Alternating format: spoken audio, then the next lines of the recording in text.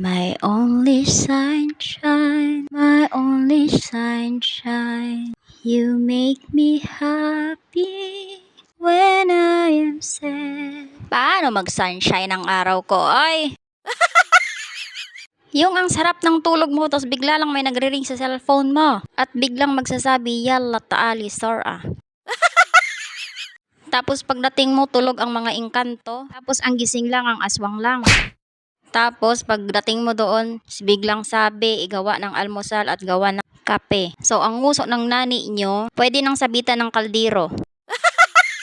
So bago ko ipagpatuloy ang kwento, shout out ko lang tong nag-comment. Myla Salis Javier. Na po, nagtagalog na po ako, no? Uy, pamatam naman. Hindi, joke lang. Charot, May. Thank you. So balik tayo sa ginagawa kong almusal ng maganda kong aswang. So, anong oras na kasi siya nagpa-out kanina? Alauna na yun, mag-2:00 na. Tapos, ang aga-aga tumawag. Tapos, pagdating namin dito, siya lang ang gising, pero yung mga kasama niya tulog. So, yung pinapakita ko sa inyo, yan yung olive oil na, parang ano siya, buong olive oil. Tapos, yung hawak ko, parang ano siya, minarinate na kamatis. Pasensyahan nyo na yung mukha at yung buhok ng nani nyo. Mukhang sinasapian na naman ng masamang engkanto. At yung tinapay niya, pinalalagyan ng labna, tapos lagyan ko daw na maanghang. Aroy, Diyos ko mga kanani, ako yung nadidistract sa mukha ko dito, oh. So, habang binubuksan ko tong labna na to, hindi pa pala ako nakapagpainit ng tubig. So, sabi ko, mamaya na pag natapos ako dito magpalaman ng tinapay. So, habang nagpapalaman ako ng tinapay, si ate naman biglang tinawag ng amo ko. Parang ang tagal kong magpalaman dito.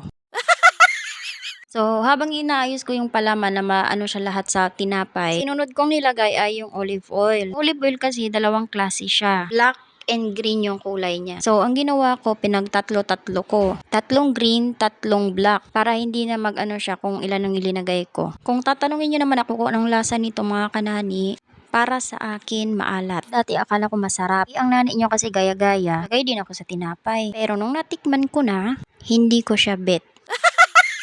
Kasi parang ano siya, naghalo yung maasim at saka yung maalat. Kaya hindi na ako umulit nun. Pero yung nanay ko, paborito niya talaga to. So nilalagay ko na yung kulay black. Tapos sinunod ko naman yung kulay green. Nahirapan pa ako minsan kunin yan. Ay, kung pwede lang kamayin, kinamay ko na.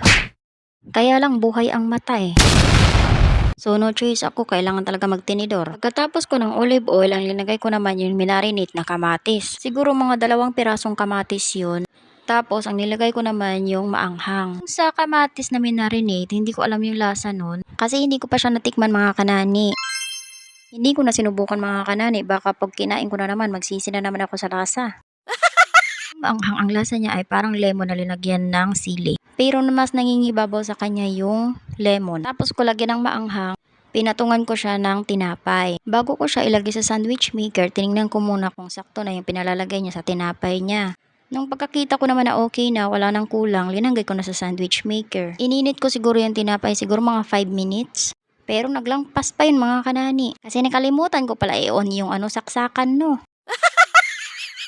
Ulyanin na yung nani nyo. So habang nagpapainit, ang ginawa ko, niligpit ko muna tong mga kalat ko bago ko ibigay sa kanya yung pagkain. At nagpainit ako ng tubig at naggawa na rin ng kape niya.